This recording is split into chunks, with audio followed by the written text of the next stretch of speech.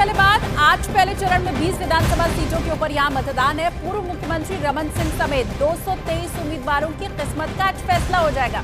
छत्तीसगढ़ में पहले चरण की 20 सीटों के ऊपर मतदान अभी जारी है। नक्सल प्रभावित अति संवेदनशील 10 सीटों पर दोपहर 3 बजे तक ही मतदान होगा, जबकि बाकी जो 10 सीटें हैं वहां शाम 5 बजे तक वोटिंग होनी है।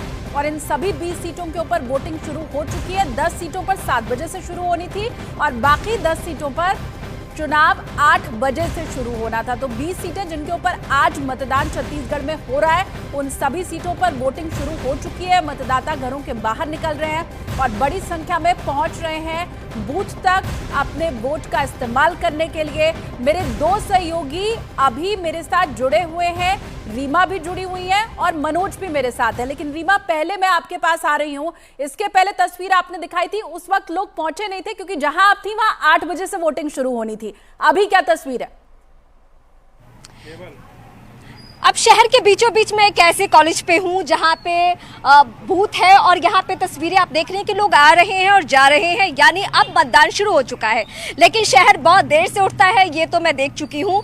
हालांकि जो बहुत सारी परेशानियां और चुनौतियां रही है, वैसी कोई बात नहीं है। मैं कम से कम 8 से 10 बूथों पे जा चुकी हूँ जहाँ पे इत्मीनान से ही लोग आ रहे हैं और जा रहे हैं। जो नक्सलाइट मूवमेंट की बातें होती रही है या नक्सल प्रभावित इलाकों में सुरक्षा व्यवस्था बहुत चाक चौबंद रखने की जो बातें होती रही है, वो सच्चाई है। लेकिन ऐसा नहीं है कि लोग डरे हुए हैं या ऐसा नहीं है जहां पे कोई उत्पात की स्थिति हो। अब मैं आऊंगी राजनीतिक समीकरण के बातों पर, क्योंकि तकरीबन 23 साल का ये राज्य यानी 2000 में अलग मध्य प्रदेश से बना हुआ, जिसकी मांग सालों साल चलती रही। लेकिन सबसे ज्यादा मुद्दा जो सालता रहा यहाँ के लोगों का, चाहे सरकार जिसकी भी हो, जिस भी पार्टी को, मुझे पार्टी के ऊपर जाना नहीं है क्योंकि आज यहाँ पे वोटिंग हो रही है, भ्रष्टाचार का मुद्दा सबसे ज्यादा यहाँ लोगों को परेशान करते रहा। और आम लोगों से जब भी कोई बात करता है तो उनके जहन में यही टीस है कि सरकारें बदलती रही लेकिन ये मुद्दा जाता क्यों नहीं है। एन चुनाव से पहले भी एक मुद्दा छाया हुआ है यहाँ पे। हालांकि जो मौजूदा सीएम है उनको जवाब देते नहीं बन रहा है, लेकिन इसका राजनीति पे या चुनाव पे क्या प्रभाव होगा वो तो 3 दिसंबर को तय होना है, वो सब कुछ वक्त तय करेगा। लेकिन मैं सबसे वीवीआईपी सीट पे हूँ, यानी राजनांदगांव, जहां से बीजेपी के 3 दफा रहे सीएम यानी रमन सिंह यहाँ से चुनाव लड़ते हैं। उनकी ये कर्मभूमि है। उनकी जो वोटिंग है वो है कवर्धा में, जो कि यहाँ से तकरीबन 150 किलोमीटर की दूरी पर है। आपसे कुछ ही देर बाद वो एक यहाँ का जो प्राचीन मंदिर है वहां पहुंचेंगे, वहां पे वो जाएंगे और दर्शन पूजन करेंगे।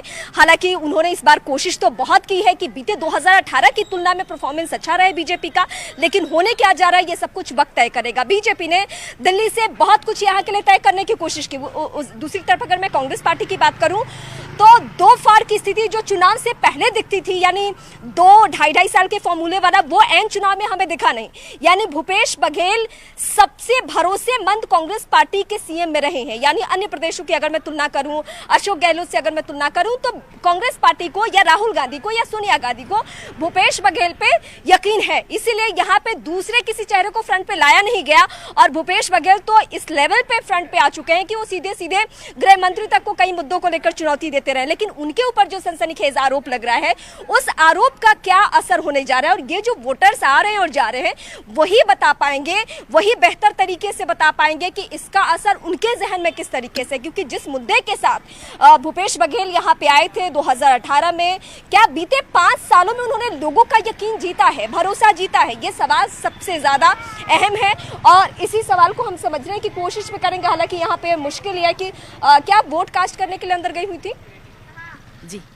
यहाँ पे क्या मुद्दा हावी रहता है? आप तो महिला है और बताया जाता है कि यहाँ पे अच्छा, आप जानती नहीं है। अच्छा, वोट कैसे देती है? आप तय करती हैं या घर का कोई सदस्य? अपनी तरफ से। अपनी तरफ से। सबसे बड़ी बात जो है वो बीते कुछ सालों में जो बदलाव के तौर पे देखा गया कि महिलाएं अब खुद तय करती है कि उन्हें किसको चुनना है, उन्हें किसको वोट कास्ट करना है।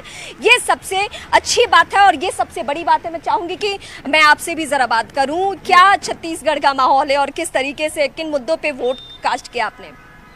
पार्टी का नाम नहीं बताइएगा? नहीं, पार्टी का नाम तो बोलना ही नहीं है ना। हाँ। जो अच्छा काम करे उसी सरकार को हमको बनाना है। क्या मुद्दा हावी रहता है यहाँ पे? अब मुद्दा तो सबसे बड़ा तो बेरोजगारी है, बेरोजगारी है, बहुत ज्यादा है। पूरे देश ठीक है, बेरोजगारी बड़ा मुद्दा है। और इसके देश पहले की रीमा, आप भी समस्या है। जिक्र कर रही थी भ्रष्टाचार का मुद्दा बहुत बड़ा है। बाकी क्या मसले हैं, क्या मुद्दे हैं, ये जानने के लिए मनोज का मैं रुख कर लेती हूँ। मनोज, जमीनी मसले आम लोगों के क्या है वो भी बताइए, और जरा आपके पीछे मुझे थोड़ा लोगों की भीड़भाड़ दिखाई दे रही है, लंबी कतार दिखाई दे रही है, तो वो तस्वीरें भी दिखाइए। सबसे अहम बात है जो छत्तीसगढ़ के चुनाव का, अगर बस्तर की जब बात होती है, नक्सल प्रभावित बस्तर की, तो वहां बात होती है कि नक्सलियों ने चुनाव के बहिष्कार का ऐलान किया।